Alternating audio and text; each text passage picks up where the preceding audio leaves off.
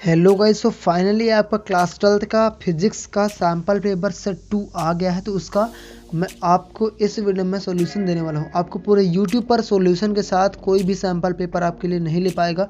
Question paper तो आपको मिल जाएगा, लेकिन हम आपके लिए फ्री ऑफ कॉस्ट आपको सैम्पल पेपर के साथ साथ आपको सॉल्यूशन भी प्रोवाइड करवा पा रहे हैं। तो जिस भी सब्जेक्ट का हमें मिल रहा था सबका मैं सबका सॉल्यूशन आपको और पेपर मैं आपको सॉल्व करवा पा रहा हूँ। ठीक है, इसके पिछले वीडियो हमने सेट पेपर फर्स्ट बायोलॉजी का और हिंदी का पेपर सॉल्व करवा दिया था।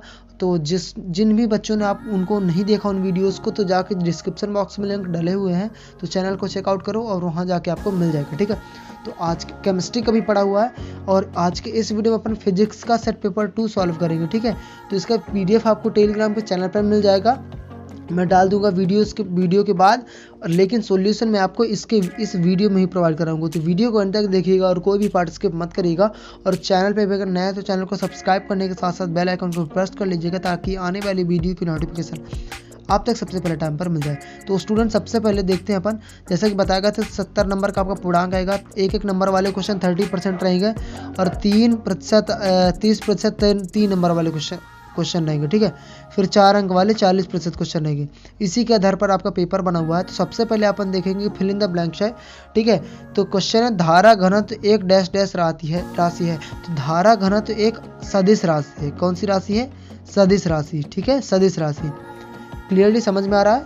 सेकंड नंबर क्वेश्चन है ट्रांसफार्मर डैश डैश के सिद्धांत पर कार्य करता है। ट्रांसफार्मर किसके सिद्धांत पर कार्य करता है? तो अन्योन्य के प्रेरण का सिद्धांत। ठीक है, अन्योन्य के प्रेरण का सिद्धांत। ठीक है, दूसरा क्वेश्चन है 1 EV इक्वल टू बराबर होता है, जूल होता है कितना? तो इसका हो जाएगा 1.602 इंटू 10 की पावर -19 जूल। ठीक है, 1.602 इंटू 10 की पावर -19 होता है। ठीक है, अगला क्वेश्चन परमाणु का आकार लगभग डैश डैश होती है। तो परमाणु का आकार लगभग कितना होता है?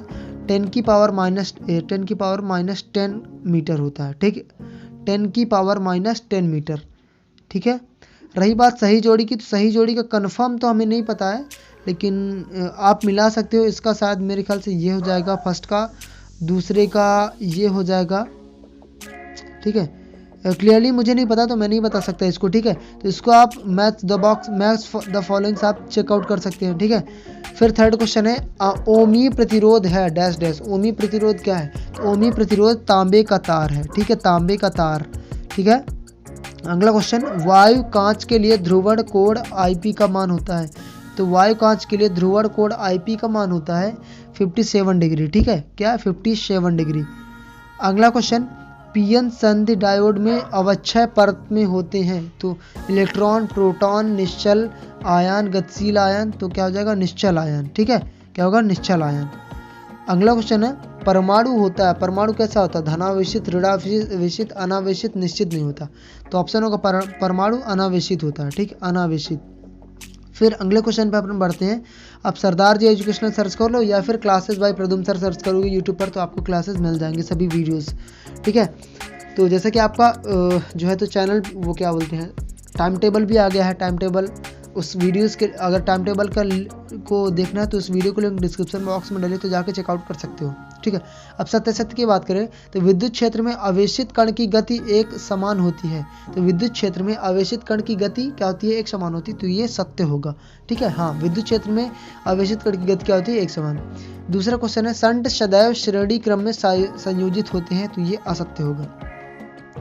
अगला क्वेश्चन ट्रांसफार्मर का कोड पटलित नहीं होता है। तो ट्रांसफार्मर का कोड पटलित नहीं होता, तो ये सत्य हो जाएगा। अगला क्वेश्चन है परमाणु का ग्रहीय मॉडल रदरफोर्ड प्रस्तुत किया था। रदरफोर्ड ने प्रस्तुत किया था, तो ये भी हो जाएगा सत्य। ठीक है, बढ़ते अपन अगले क्वेश्चन में। तो एक शब्द या एक वाक्य में उत्तर देना है। विशिष्ट प्रतिरोध का विमीय सूत्र लिखिए। विशिष्ट प्रतिरोध का विमीय सूत्र होता है, अच्छे से देखना, कि m की पावर 1 l की पावर 3, एक सेकंड यहाँ मैं दिखा देता हूँ, m की पावर 1 l की पावर 3 t की पावर -3 और n की पावर -2, ये आंसर होगा। ठीक है, m की पावर 1 l की पावर 3 t की पावर -3 और n की पावर -2। अगला क्वेश्चन परिपथ से प्रेरित धारा किसके परिवर्तन के कारण होती है? परिपथ से प्रेरित धारा किसके परिवर्तन के कारण होती है? तो ये आवेश के कारण होती है। किसके कारण? आवेश के कारण होती है। ठीक है, दूसरा क्या हो जाएगा? आवेश के कारण। क्लियर? चलिए अगला क्वेश्चन है पोलेराइड का उपयोग लिखिए। पोलेराइड का उपयोग क्या होता है? तो पोलेराइड का उपयोग होता है कि रात के वक्त में सामने से आ रहे वाहन, ठीक है, सामने से आ रहे वाहन के कारण उत्पन्न होने वाली तेज रोशनी से बचने के लिए पोलेराइड का उपयोग किया जाता है। ठीक है, रात के टाइम पे सामने से आने वाले वाहन से उत्पन्न रोशनी से बचने के लिए अपन पोलेराइड का उपयोग करते हैं। ठीक है, अगला क्वेश्चन, किसी अर्धचालक का प्रतिरोध अशुद्धि मिलाने पर क्या प्रभाव पड़ता है? किसी अर्धचालक का प्रतिरोध अशुद्धि मिलाने पर क्या प्रभाव पड़ता है? तो अशुद्धि मिलाने पर उसकी विद्युत चालकता बढ़ती है। विद्युत चालकता क्या होती है? बढ़ती है। ठीक है, बढ़ती है। अगला क्वेश्चन, चलिए आगे बढ़ते हैं। तो आपको 75 से 100 शब्द में मतलब 3 प्रश्नों को हल करने हैं इसमें, जो कि 5 प्रश्न दिए हुए हैं आपके। ठीक है, 5 प्रश्न आपके दिए हुए हैं, है ना? तो ये आप पढ़ सकते हैं और इनमें से 3 करने हैं। समविभव पृष्ठ किसे कहते हैं? इसकी 4 विशेषता। एक धात्विक तार का अनुप्रस्थ परिच्छेद 0.1 सेंटीमीटर स्क्वायर है तथा इसमें मुक्त इलेक्ट्रॉन घनत्व 1.2 × 10⁻28 प्रति मीटर क्यूब है। यदि तार में धारा 1.2 एम्पियर बह रही है तो मुक्त इलेक्ट्रॉनों का अनुगमन वेग ज्ञात कीजिए। ठीक है, कूलाम। अगला क्वेश्चन, साइलेक्ट्रॉन क्या है? साइलेक्ट्रॉन आवृत्ति का व्यंजक निगमित कीजिए। चुंबक के कोई 3 गुण लिखना है। रदरफोर्ड का एटकड़ प्रकीर्णन के प्रयोग के प्रेक्षण लिखिए। फिर 4 प्रश्न इसमें से करने, 6 में से 4। इलेक्ट्रॉन वोल्ट किसका मात्रक है? इसकी परिभाषा दी थी, इसका मान जूल में प्राप्त कीजिए। फिर अगला क्वेश्चन, अध्रुवित प्रकाश और समतल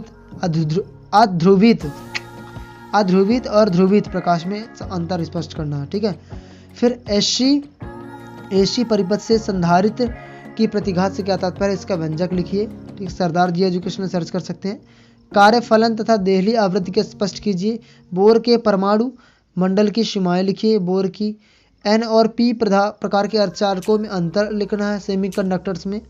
फिर अगला क्वेश्चन है विशेषणात्मक इसमें से 150 में से 120 शब्दों में, इसमें भी 3 क्वेश्चन करने हैं। चल कुंडली धारामापी को अमीटर में वोल्टीमीटर में किस प्रकार बदला जाता है, समझाइए, इसको बताना है। ठीक है, फिर अगला है ऊंचे अवरोधों के द्वारा दोनों और खड़े व्यक्ति एक दूसरे को देख नहीं सकते किंतु एक दूसरे की आवाज़ सुन सकते हैं, क्यों? देख नहीं सकते, आवाज़ सुन सकते, क्यों? ये बहुत ही इंपॉर्टेंट क्वेश्चन है ये। ठीक है, पढ़ लेना इसे।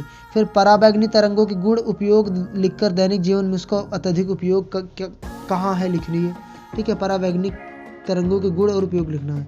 यदि किसी धातु की प्लेट पर एक आवृत्ति का प्रकाश डाला जाए तो भी उत्सर्जित प्रकाश इलेक्ट्रॉनिक की ऊर्जाएं भी भिन्न भिन्न होती हैं, क्यों? रदरफोर्ड का परमाणु मॉडल परमाणु संरचना की व्याख्या क्यों नहीं कर सका, ये बताना। रदरफोर्ड के बारे में आप NAND गेट की सहायता से NOT तथा AND गेट कैसे प्राप्त करेंगे। NPN ट्रांजिस्टर का प्रवर्धक के रूप में अनुप्रयोग का विस्तार से स्पष्ट करना है। 2 उदाहरण के लिए समझाना कि चुंबकीय तरंगें किस प्रकार ऊर्जा और संवेग वहन करती हैं। भंवर धाराएं क्या है, ये क्यों उत्पन्न होती है, इनके 3 उपयोग लिखिए, कारण बताइए। ठीक है, और ये आया है चित्र भी 1D ग्राफ जानिए।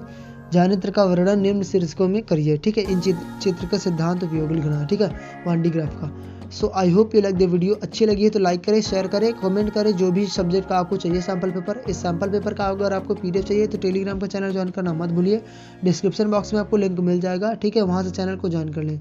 वहाँ आपको पूरी अपडेट के साथ आपको फ्री स्टडी मटेरियल प्रोवाइड कराया जाता है। So thank you for watching the video. जय हिंद, जय भारत।